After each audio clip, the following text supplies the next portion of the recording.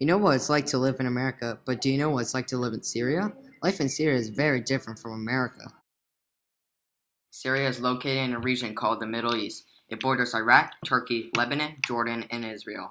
Its western coast borders the Mediterranean Sea, which is great for exporting and importing resources. It is mainly a flat desert plateau, not unlike Nevada or Arizona.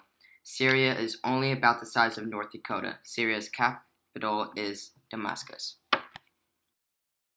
In the west, central, and north, the anti-Lebanon and Bashiri Mountains dominate the landscape. The highest point, Mount Harmon, stands in the far southwest at 9,232 feet or 2,814 meters. But that's it for mountains. The rest is just one big desert plateau. In the United States, 83% of people are Christians. But in Syria, Muslims make up 88% of the population. So if Floodbrook was in Syria, most, if not all of us, would be Muslim. Like in Christianity, there are many different branches of Islam. The main branch of Islam in Syria is Sunni Islam, which makes up about 73% of the population. The other 15% are Shia Muslims. Syria has a history with violence between religions, which started with the First Crusade in 1095 when the current pope called on the European armies to invade Muslim territory because they were in the Christian Holy Land. Over time, the Muslims have reclaimed this territory. The process in which the Muslims reclaim their land is commonly referred to as jihad, or holy war. Right now, in Syria, the main conflict is not with Muslims and Christians, but with Sunnis and Shias. The main battling groups are the regime in control of Syria that is led by Bashar al-Assad, who is a Shia, and several Sunni terrorist groups. The violence between the Shias and the Sunnis has escalated to what is commonly referred to as the Syrian Civil War. The main terrorist groups in Syria are Hamas, Al-Qaeda, and ISIS. All of these groups are usually seen more in Iraq or Palestine, but because of Syria's close proximity to Iraq, they have overflowed into Syria.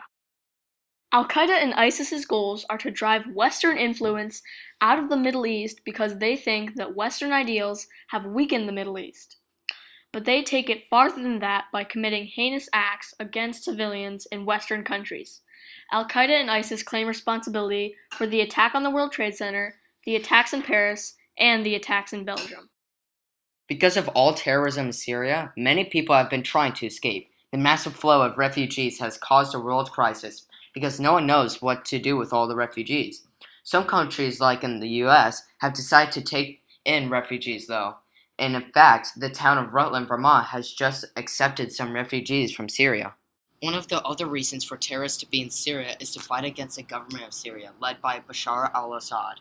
Syria's government is very corrupt and has even used WMDs against their own people. WMDs are classified into three types: chemical weapons, biological weapons, and nuclear weapons. Syria's government used sarin gas, a type of chemical weapon, on civilians living in Syria in August 2013.